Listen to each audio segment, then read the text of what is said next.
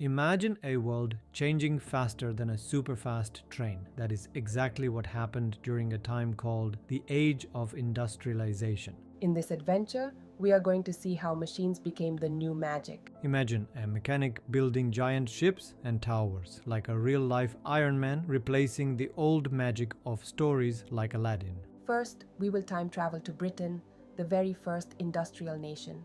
Then we will fly back home to India to see how British rulers changed the way we made things. Get ready to solve some mysteries.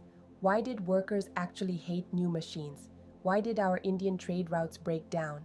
And the funniest one, how did pictures of Indian gods and goddesses end up on labels of foreign cloth? Let's find out.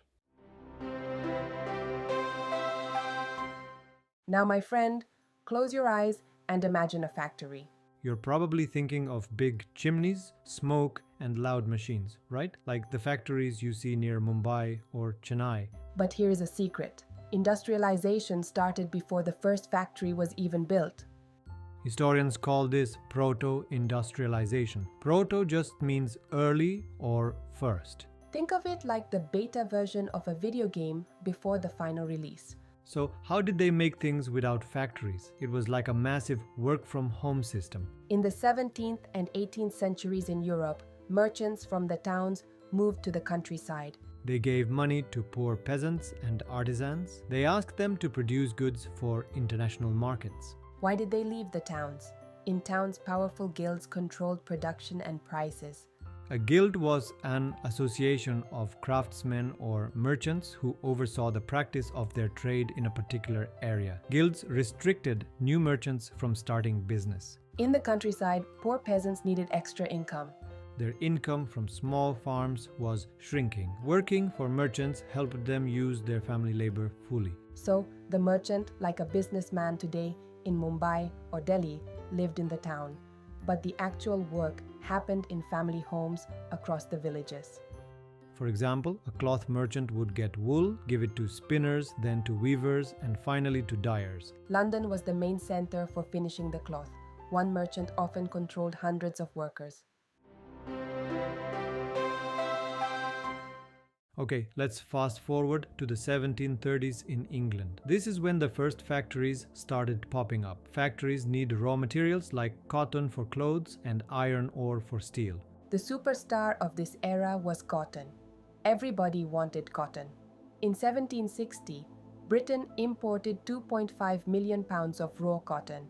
By 1787, 22 million pounds. That's a huge jump. Then, a clever man named Richard Arkwright created the cotton mill. Before this, remember how everyone was working from home? Well, Arkwright brought costly new machines and put them all in one big building, the mill. Think of it like the difference between studying at home and studying in a classroom. At home, you might nap or watch TV. But in the mill, the supervisor can watch you. Factory owners could now check the quality and make sure everyone was working hard. By the early 1800s, these giant mills were everywhere in England. Now, here is a question for you. Did everyone suddenly start using these high-tech machines immediately? Actually, no, it was very slow. First, only the cotton and metal industries grew fast. The other industries were like the tortoise in the race, slow and steady. Second, new factories didn't wipe out old businesses. Even at the end of the 19th century, most workers were not in technologically advanced jobs. Much textile output was still made at home. Third, even traditional things like making pottery or food kept growing, but just with small, simple improvements. Fourth, and this is important, industrialists were scared to buy new machines. Why? Imagine buying the most expensive iPhone, but it breaks every week and the repair shop charges a fortune. You wouldn't buy it, right? That's how it was. New machines broke down often and were super expensive to fix. Take the steam engine, improved by James Watt. It was a super invention, but did people rush to buy it? No. Decades later, there were only about 320 steam engines in the entire country of England. So even in the mid-19th century, the average worker wasn't a machine operator. They were still a traditional craftsperson. You might wonder, if machines are faster, why use people? Well, in Victorian Britain, there was no shortage of people. Poor peasants had moved to the cities looking for jobs. It's simple economics, my friend. When there are too many workers, wages are low. So for the factory owners, hiring people was cheaper than buying a big expensive machine. Also, think about Diwali or Ganesh Chaturthi. We need lots of idols and sweets just for the festival, right? In Britain, industries like gas works in cold months or bookbinding were seasonal. They only needed extra workers for a few months, like before Christmas. So they hired workers for a short time instead of buying machines. Finally, there was style. Machines made thousands of identical things, like 500 identical plastic cups. But the rich people, the aristocrats, wanted class. They wanted handmade things because they were unique and carefully designed. It's like the difference between a hand-embroidered sari by a skilled artisan and a machine-printed sari. The rich preferred the handmade tag. Interestingly, countries like America did use machines quickly. Why? Because they didn't have enough people. But Britain, they had plenty of workers ready to work. Let me tell you the truth. Finding a job in the city back then was harder than getting VIP tickets to the IPL final. You couldn't just walk in and apply. You needed connections. If you had a friend or a relative, a chacha or mama already working in the factory, you might get a job. Many people moved to cities and had nowhere to sleep. Imagine sleeping under a bridge or in a park every night. That was the reality. And worse, the work was seasonal. Once the season ended, you were jobless again. Wages sometimes rose, but the value of that money often fell when prices increased, like during the Napoleonic War. Crucially, income depended on how many days a worker was employed. During economic downturns in the 1830s, unemployment shot up to between 35 and 75%.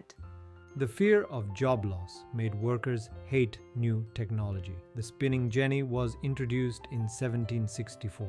It allowed one worker to spin several threads at once, reducing the need for many hand spinners. Women who used to spin by hand realized this machine is stealing our roti, so what did they do? They actually attacked the machines. They tried to break them. It was a war between humans and machines. After the 1840s, things improved slightly as cities increased building work. Roads were widened, new railway stations were built, and tunnels were dug. The number of transport workers doubled in the 1840s and doubled again in the next 30 years.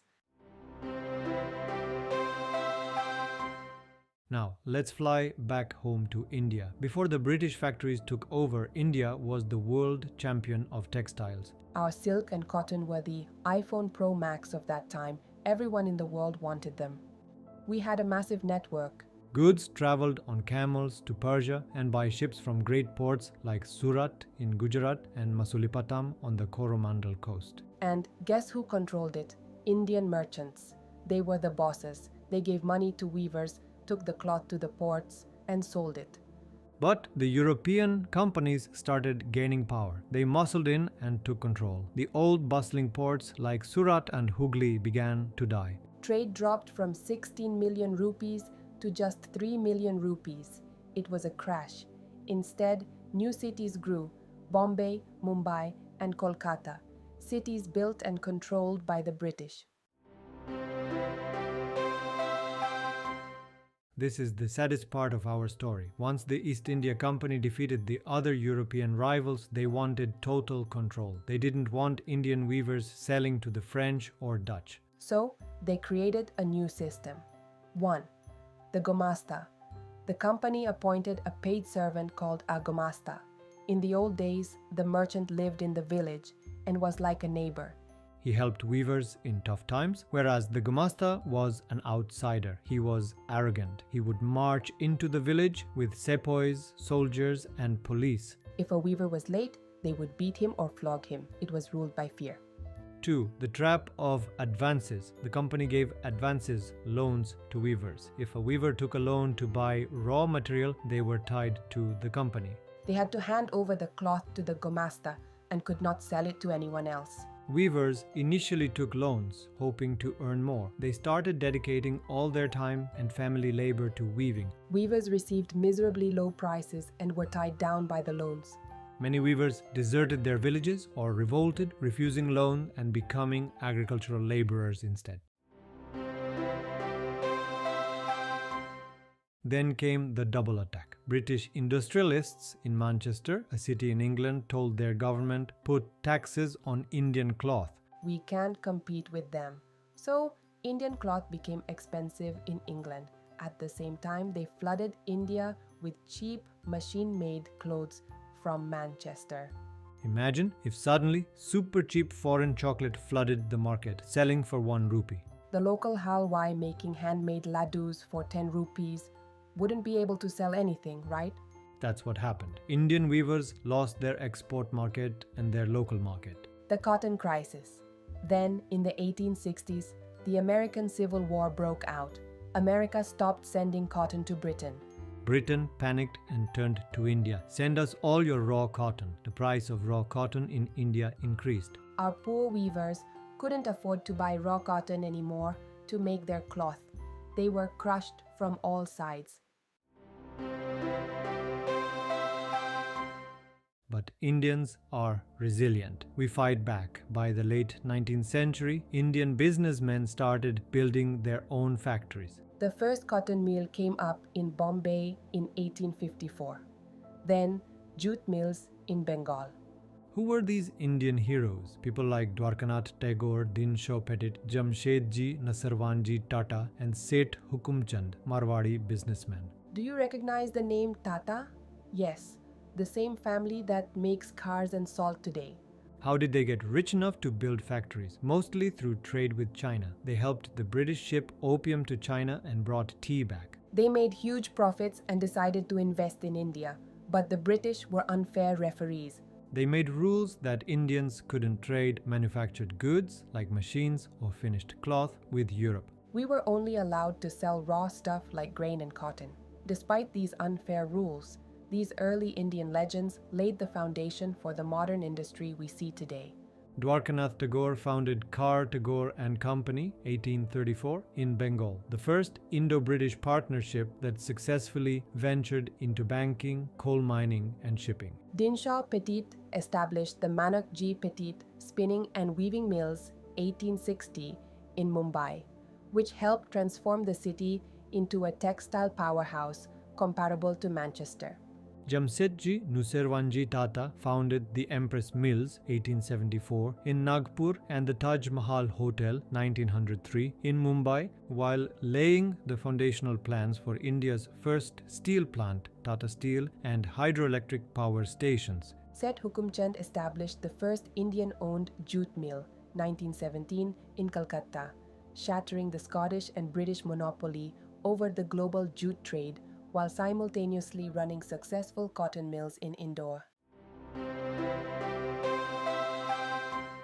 So, we have these big factories popping up, but who worked in them? Imagine a class with 50 students suddenly growing to 200. That's what happened? The number of workers jumped from roughly 5 lakhs 1901 to 2.5 million by 1946.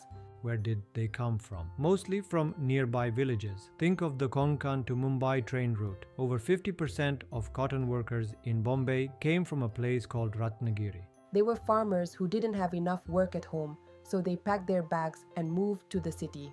But here is the sweet part. They never forgot their roots. Just like you go to your hometown for Ganesh Chaturthi or Holi, these workers would rush back to their villages for harvests and festivals. Now getting a job was still tough. You couldn't just walk in. The factory bosses hired a special person called a jobber. Think of the jobber like a powerful class monitor or a sports captain. He was an old trusted worker. He would bring people from his village, help them settle in the city, and even lend them money. He was a hero. But over time, the power went to his head. The jobber started demanding money and gifts just to get people a job. He became less like a helper and more like a bossy agent. Now, let's look at a strange game of business between the British and Indians. Phase 1. Stay in your lane. At first, European companies in India only cared about exporting things like tea, coffee, and indigo. They didn't want to make cloth because they didn't want to compete with their own factories in Manchester. Indian businessmen also played it safe. They made coarse yarn, rough thread, to send to China rather than making finished shirts that would compete with British goods. Phase 2, the Swadeshi movement. Then came the 20th century. The Swadeshi movement roared across India. The message was clear: boycott foreign cloth, be Indian, buy Indian. People started burning foreign clothes. This gave Indian industries a huge boost. Phase 3, the First World War, the big turning point. This was the lucky break for Indian industry. When World War I started, British factories in Manchester got busy making uniforms and weapons for the war in Europe. They stopped sending cloth to India. Suddenly, the Indian market was empty. Indian factories started working day and night to supply the army with jute bags, uniforms, and leather boots. By the time the war ended, Manchester could never recapture its old spot. Indian industries had taken over the home ground. Now, don't think that suddenly everyone was working in a giant factory like in the movies. Actually, large factories were only in places like Bombay and Bengal. In 1931, only 10% of industrial workers were in registered factories. Most of India still worked in small workshops and homes. The survival of the handloom. Amazingly, the handloom weavers didn't disappear. In fact, their production tripled. How did they survive against big machines? Smart tech upgrades. They started using a gadget called the fly shuttle. Think of it like upgrading your cycle with gears. Fly shuttle helped weavers work faster and make wider cloth without getting tired. The luxury factor. Machines are good at making plain, simple cloth. But can a machine make a heavy Banarasi sari with complex gold embroidery? No way. The rich always wanted these unique, handmade designs. So, while machines made the cheap stuff, the weavers ruled the luxury market. Finally, let's talk about marketing. How do you decide which chips or chocolate to buy? The wrapper, right? The British knew this trick 100 years ago. The God strategy. When Manchester sellers brought cloth to India, they put labels on them. But they didn't just write, "Made in Manchester." They put pictures of Indian gods and goddesses like Goddess Lakshmi or Saraswati on the label. Why? It was a psychological trick. They wanted to say, "See, even the gods approve of this foreign cloth. It is safe to buy.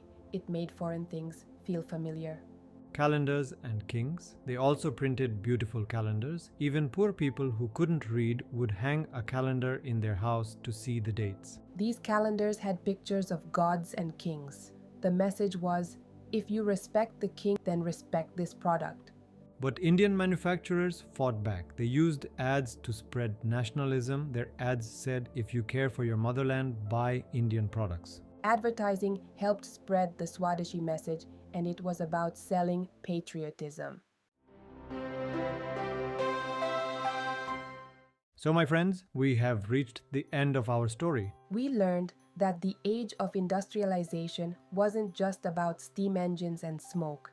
It was about workers traveling from Ratnagiri to Bombay. It was about the Gomasthas and jobbers. It was about weavers fighting for survival with their fly shuttles. And it was about how a war and the Swadeshi movement helped Indian industries stand tall.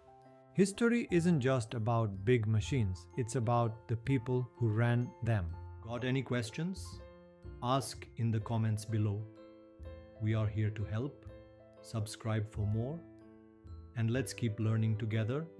That's a wrap. Now go out there and amaze the world with what you've learned. See you in the next one.